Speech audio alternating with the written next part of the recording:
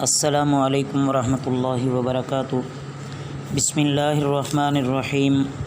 अज़ीज़ तलबा, बहश्ती ज़ेवर के गुज़श्ता सबक में हमने मसला नंबर 14 तक पढ़ लिया था और हमारी बहस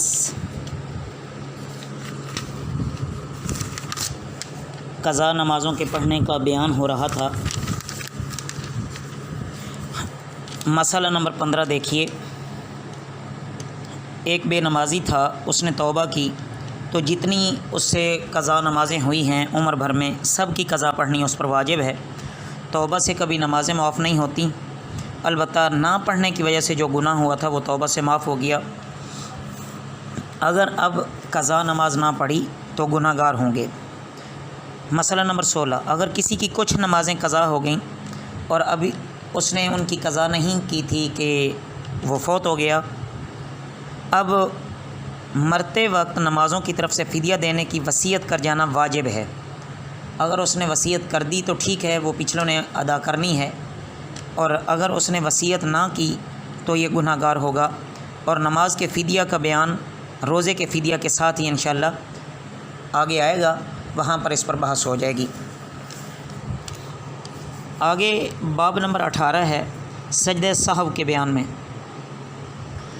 नमाज में कुछ फ़राइज़ हैं और कुछ वाजिबात हैं। किसी वाजिब के छूट जाने से, एक वाजिब हो या कई हों, वो भूले से अगर ऐसा हो जाए तो सजदा सहव करना वाजिब है, और जब सजदा सहव कर लिया जाए तो नमाज दुरुस्त हो जाती है, और अगर सजदा सहव ना किया तो फिर नमाज नए सिरे से लौटानी पड़ेगी। मसला नंबर 2, अगर भूले से नमाज का कोई फ़र्ज़ छूट जाए तो फिर सजदा सहव से नमाज दुरुस्त नहीं होगी, अलग से नमाज पढ़े दोबारा। मसला नंबर 3, सजदा सहव करने का तरीका ये है कि आखिर रकत में फ़कत अत्तहियात अब्दुहु व रसूलुहु तक पढ़ के एक तरफ सलाम फेर दे, दोनों सजदे करे, फिर बैठकर अत्तहियात, दरूद शरीफ और दुआ पढ़ के सलाम फेर दे। मसला नंबर 4, किसी ने भूल कर सलाम फेरने से पहले अगर सजदा सहव कर लिया तब भी वो अदा हो जाएगा और नमाज सही होगी। मसला नंबर 5, अगर कोई आदमी 2 रुकू कर लेता है भूल कर, या 3 सजदे कर लेता है, तो उस पर भी सजदा सहव करना वाजिब है। नमाज में अलहम्द पढ़ना भूल गया, फ़कत सूरत पढ़ी या पहले सूरत पढ़ी फिर अलहम्द पढ़ी, तो इस तरह सजदा सहव करना वाजिब होगा। मसला नंबर 7, फ़र्ज़ की पहली 2 रकतों में सूरत मिलाना भूल गए, फिर पिछली 2 रकतों में सूरत फ़ातिहा मिलाई, सूरत फ़ातिहा के साथ सूरत मिलाई, तो फिर सजदा सहव कर ले। अगर पहली रकत में से एक रकत में सूरत नहीं मिलाई, पिछली एक रकत में सूरत मिला ले और सजदा सहव कर ले। अगर पिछली रकतों में भी सूरत मिलाना याद ना रहा, ना पहली रकतों में ना पिछली में मिलाई, बिल्कुल आखिर रकत में अत्तहियात पढ़ते वक्त याद आया कि मैंने तो दोनों रकतों में या किसी एक रकत में सूरत भी नहीं मिलाई, तब भी सजदा सहव करने से नमाज हो जाएगी।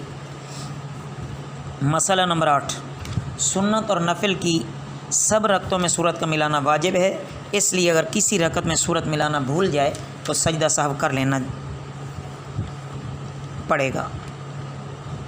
मसला नंबर 9, अलहम्द पढ़कर अगर कोई सोचने लगा कि कौन सी सूरत पढ़ूँ, इस सोच विचार में इतनी देर लग गई जितनी देर में सुबहान अल्लाह 3 मरतबा कह सकते हैं, तो भी सजदा सहव वाजिब हो गया, क्योंकि इसने अगला रुकन अदा करने में ताख़ीर की है।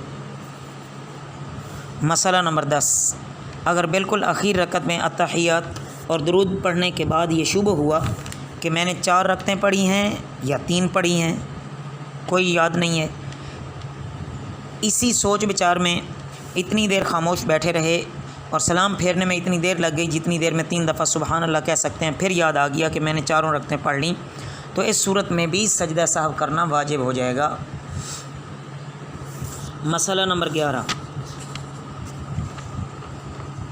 जब सूरत फ़ातिहा भी पढ़ ली, उसके बाद की सूरत भी पढ़ ली, फिर कुछ सोचने लग गए, रकू करने में इतनी देर हो गई कि जितनी के ऊपर बयान हुई यानी 3 दफ़ा सुबहान अल्लाह कह लेना, तो भी सजदा सहव करना वाजिब होगा।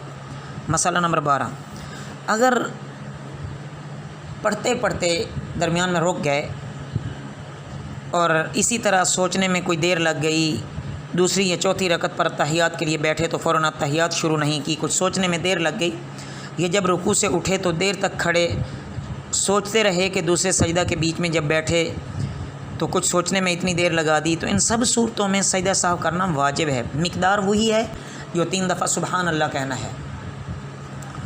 غرض ہے کہ جب بھولے سے کسی بات کے کرنے میں دیر کر دی یا کسی بات کے سوچنے میں کی وجہ سے دیر ہو گئی تو سجدہ سہو واجب ہو جائے گا۔ مسئلہ نمبر 13، 3 رکعت یا 4 رکعت والی فرض نماز ادا پڑھ رہے ہوں یا قضا ہو، وطروں میں اور ظہر کی پہلی سنتوں کی 4 رکعتوں میں جب 2 رکعت پر تحیات کے لیے بیٹھے تو 2 دفعہ تحیات پڑھ رہے تو بھی سجدہ سہو واجب ہے، اور اگر تحیات کے بعد اتنا درود شریف بھی پڑھ گئے جیسے اللہم صلی علی محمد یہاں تک یا اس سے زیادہ پڑھ گئے تب یاد آیا اور اٹھ کر کھڑے ہو گئے تو بھی سجدہ سہو واجب ہے۔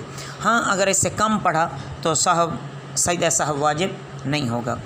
مسئلہ نمبر 14، نفل نماز یا منت کی 4 رکعت والی نماز، کہ کسی آدمی نے کوئی منت مانی کہ میرا یہ کام پورا ہو گیا تو میں 4 رکعت نوافل پڑھوں گا،